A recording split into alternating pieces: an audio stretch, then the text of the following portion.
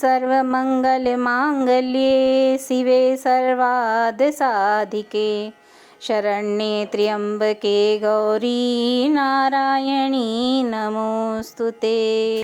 अधु देवी इस श्री चंडी कवच में ब्रह्मा ऋषि, अनुष्टुप छंद, चामुंडा देवता, अंगन्यास में कही गई माताएं बीज, दिग्बंध देवता तत्व हैं। श्री जगदम्बा की प्रीति के लिए सप्तशती के पाठांग भूत जप में इसका विनियोग किया जाता है।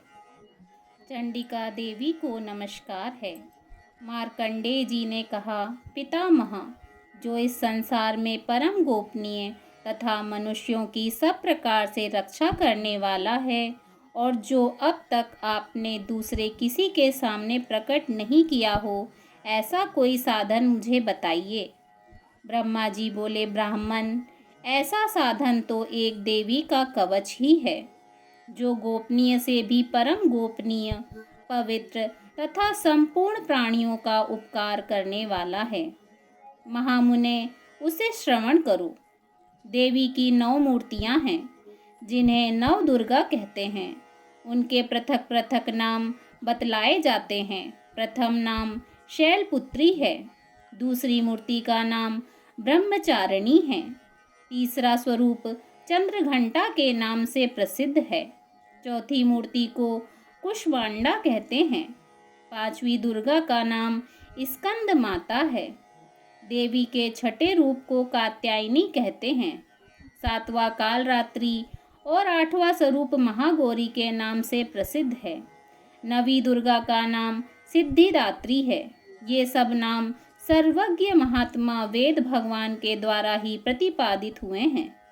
जो मनुष्य अग्नि में जल रहा हो, रणभूमि में शत्रुओं से घिर गया हो, विषम संकट में फंस गया हो तथा इस प्रकार भय से आतुर होकर जो भगवती दुर्गा की शरण में प्राप्त हुए हों, उनका कभी कोई अमंगल नहीं होता।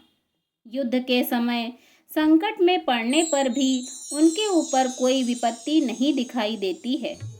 उन्हें शोक, दुख और भय की प्राप्ति नहीं होती। जिन्होंने भक्ति पूर्वक देवी का स्मरण किया है, उनका निश्चय ही अभ्युदय होता है। देवेश्वरी, जो तुम्हारा चिंतन करते हैं, उनकी तुम निसंदेह रक्षा करती हो।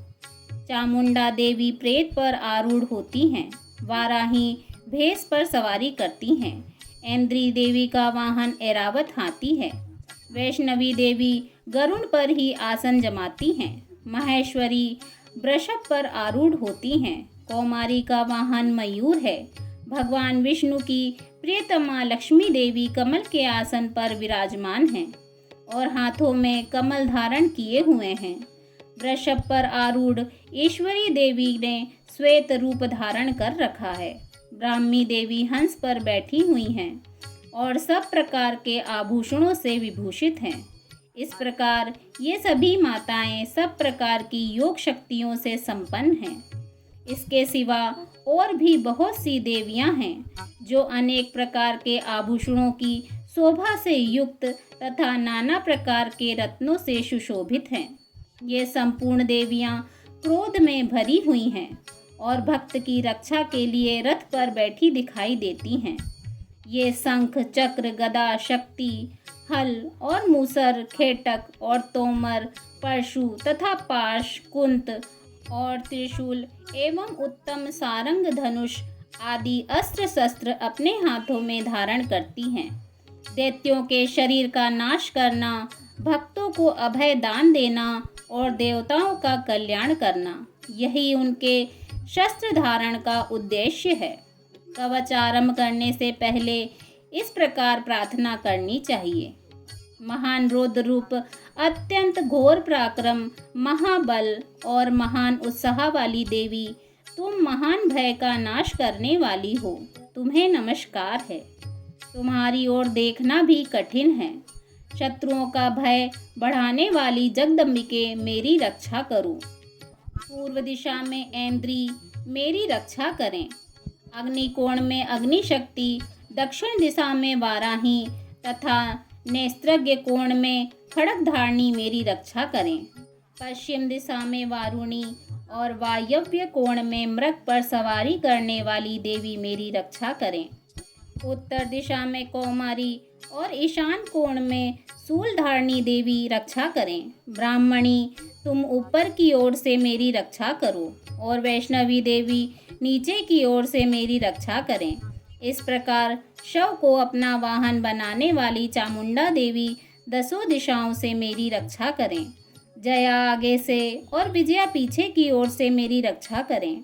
वाम भाग में अजीता और दक्षिण भाग में अपराजिता रक्षा करें। उद्धोतनी शिखा की रक्षा करें। उमा मेरे मस्तक पर विराजमान होकर रक्षा करें। ललाट में माला धरी रक्षा करें और यशस्विनी देवी मेरी भौहों का संरक्षण करें। भौहों के मध्य भाग में त्रिनेत्रा और नथुने की यमघंटा देवी रक्षा करें। दोनों नेत्रों के मध्य भाग में सांखनी और कानों में द्वारवासिनी रक्षा करें। कालिका देवी कपोलों की तथा भगवती शांकरी कानों के मूल भाग की रक्षा करें। नासिका में सुगंधा और ऊपर के ओंठों में चर्चिका देवी रक्षा करें। नीचे के ओंठ में अमृत कला तथा जिह्वा में सरस्वती देवी रक्षा करें। कौमारी दांतों की और चंडिका कंठ प्रदेश की रक्षा करें। त्रिघंटा गले की, घाटी की और महामाया तालु में रहकर रक्षा करें। कामाक्षी ठोडी की और सर्वमंगला मेरी वाणी की रक्षा करें। भद्रकाली ग्रीवा में और धनुर्धरी पृष्ठवंश मेरुदंड में रहकर रक्षा करें। कंठ के बाहरी भाग में नीलग्रीवा और कंठ की नली में नलकुंबरी रक्षा करें। दोनों कंधों में खड्गनी और मेरे दोनों भुजाओं की वज्रधारणी रक्षा करें। दोनों हाथों में दंडनी और अंगुलियों में अंबिका रक्षा करें। शूलेश्वरी नखों की रक्षा करें। कुलेश्वरी कुक्षी अर्थात पेट की रक्षा करें। महादेवी दोनों स्तनों की और शोक विनाशिनी देवी मन की रक्षा करें। ललिता देवी हृदय में और शूलधारणी उदर में रहकर रक्षा करें। नाभि में कामिनी और गुहा भाग की गुहेश्वरी रक्षा करें। पूतना और कामिका लिंग की और महिषवाहिनी गुदा की रक्षा करें। भगवती कटी भाग में और विंध्यवासिनी घुटनों की रक्षा करें। संपूर्ण कामनाओं को देने वाली महाबला देवी दोनों पिंडलियों की रक्षा करें। नारसिंही दोनों घुटियों की और तेजसी देवी दोनों चरणों के पृष्ठ भाग की रक्षा करें। श्रीदेवी पैरों की अंगुलियों में और तालवासिनी पैरों के तलुओं में रहकर रक्षा करें। अपनी दाढ़ों के कारण भयंकर दिखाई देने वाली दृष्टा कराली देवी नखों की और ऊर्ध्वकेशिनी देवी केशों की रक्षा करें। रोमावली के छिद्रों में कौबेरी और त्वचा की वागेश्वरी देवी रक्षा करें। पार्वती देवी रक्त, मज्जा, वसा, मांस, हड्डी और मेद की रक्षा करें। आंतों की कालरात्रि और पित्त की मुक्तेश्वरी रक्षा करें। मूलाधार आदि कमल केशों में पद्मावती देवी और कफ में चूड़ामणि देवी स्थित होकर रक्षा करें। नख के तेज की ज्वालामुखी देवी रक्षा करें। जिसका किसी भी अस्त्र से भेदन नहीं हो सकता, वह अभेदा देवी शरीर के समस्त संधियों में रहकर रक्षा करें। ब्राह्मणी, आप मेरे वीर्य की रक्षा करें। छत्रेश्वरी छाया की तथा धर्मधारिणी देवी मेरे अहंकार, मन और बुद्धि की रक्षा करें।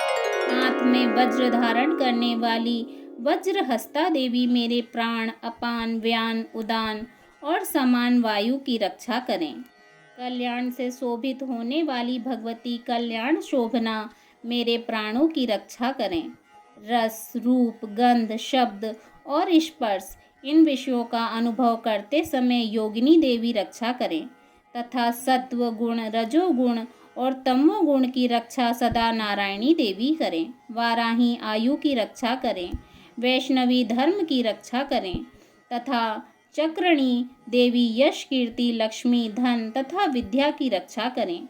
इंद्राणी, आप मेरे गोत्र की रक्षा करें। चंडिका, आप मेरे पशुओं की रक्षा करें। महालक्ष्मी, पुत्रों की रक्षा करें और भैरवी मेरे पति की रक्षा करें। मेरे पथ की सुपथा तथा मार्ग की क्षेम करी रक्षा करें। राजा के दरबार में महालक्ष्मी रक्षा करें तथा सब ओर से व्याप्त रहने वाली विजया देवी संपूर्ण भयों से मेरी रक्षा करें।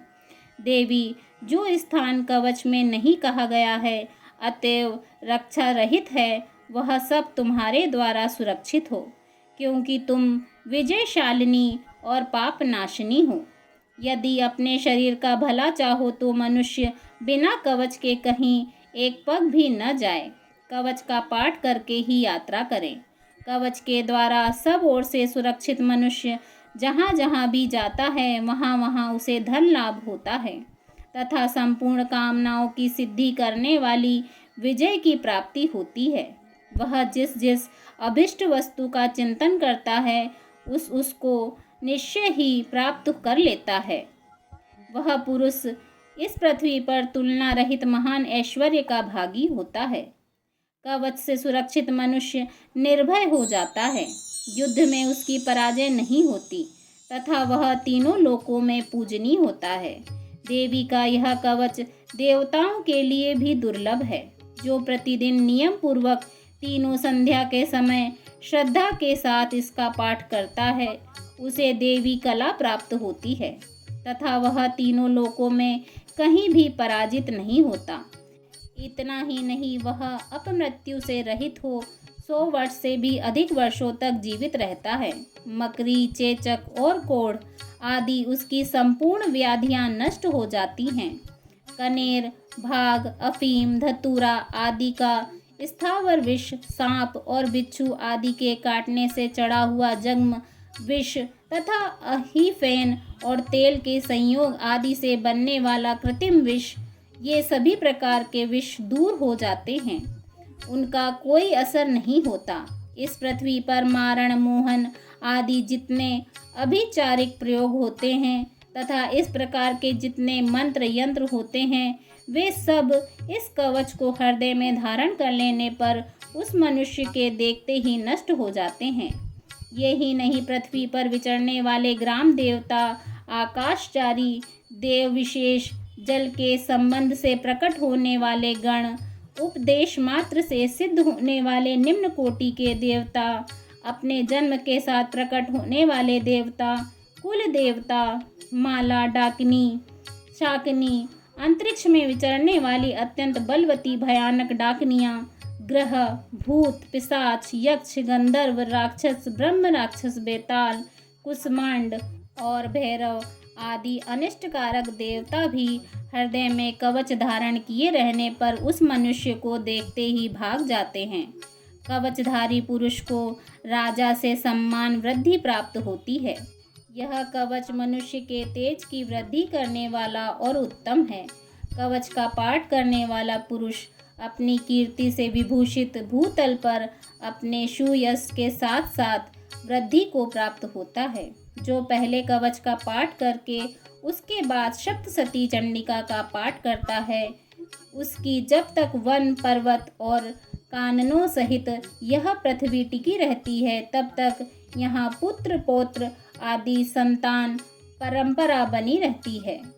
फिर देह का अंत होने पर वह पुरुष भगवती माया के प्रसाद से उस नित्य परम पद को प्राप्त होता है, जो देवताओं के लिए भी दुर्लभ है। वह सुंदर दिव्य रूप धारण करता और कल्याणमय शिव के साथ आनंद का भागी होता है। इति श्री देवी कवच संपूर्ण। प्रेम से बोलिए जय माता की।